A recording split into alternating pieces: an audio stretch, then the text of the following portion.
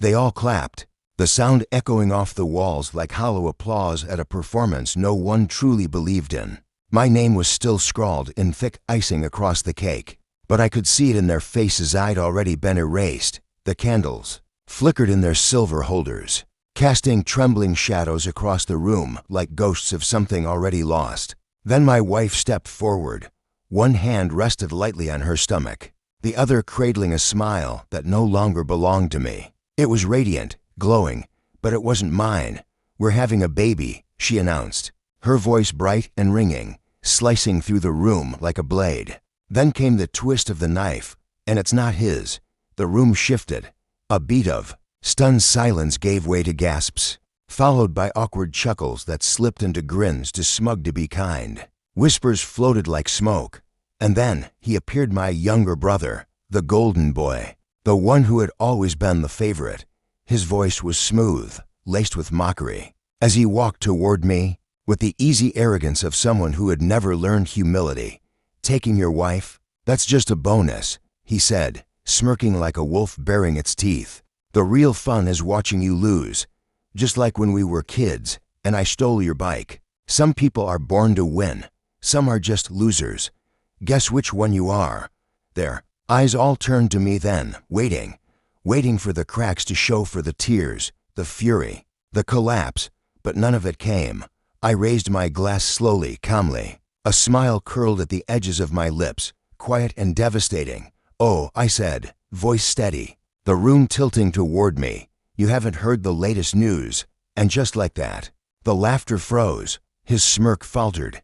His knees buckled slightly as the ground beneath him began to shift, though he didn't yet understand why. People think betrayal arrives like thunder, but it doesn't. It grows in silence, like rot behind a wall. It slips in unnoticed, in the space between stolen glances and secrets spoken under breath. I should have seen it sooner. I trusted her too blindly. And I trusted him because he was blood, because I had once thrown myself in front of our father's fists to protect him. I took every blow, and in return, he took everything else. It started small. He moved into our house, just for a while. He said he needed help after losing his job. I gave him the guest room. My wife gave him coffee. I missed the way her hand lingered a second too long when she passed him the mug. I missed how her laughter sounded just a little different when it was for him. I missed the way his eyes followed her like a man memorizing scripture. Until one day, her phone lit up on the kitchen counter. His name, his message: "Don't wear anything. I miss your skin." And something inside me went still. Not shattered, not broken, just as still. I didn't yell. I didn't confront them that night. I simply shifted. Quietly, deliberately, I began to plan. I installed hidden cameras, paid someone to follow them. 2 weeks later, I had everything: photos, videos, receipts, hotel logs, irrefutable evidence. But I didn't bring the house down all at once. I wanted them to believe they'd won. I wanted them to sip victory like wine, unaware it was poison. First, I secured my future. Lawyers redrew the lines of everything: our home, the business, the accounts. Her name vanished like ink washed clean. Credit cards canceled. Joint accounts frozen. Life insurance rewritten. Trusts built in silence, one by one. I removed every net she never even realized was holding her up. Then, I went after their little love nest. A rented apartment paid for with my money.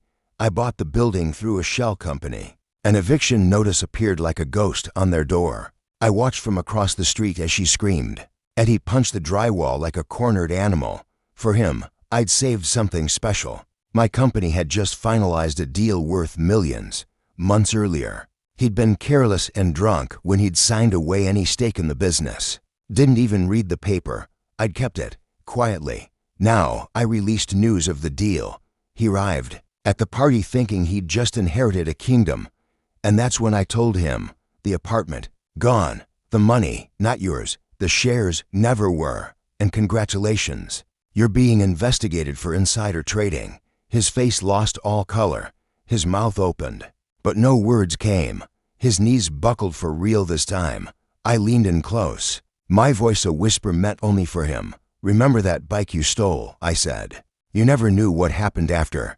I let you ride it into traffic, I paused. Let the silence fill his ears. Now ride this into ruin. They left the party together. No cheers. No parting words. Just the hollow slam of a door. Within days, her family cut her off. The child, it turned out, wasn't mine. And after a test, not his either. She called. Begged. I let her calls ring until they stopped. He vanished from every circle he used to shine in. Last I heard, he was working at a rundown dealership, neck deep in debt and drowning in shame. Me. I stayed. Same house, same quiet, same calm smile. Sometimes, people ask how I forgave them. I didn't.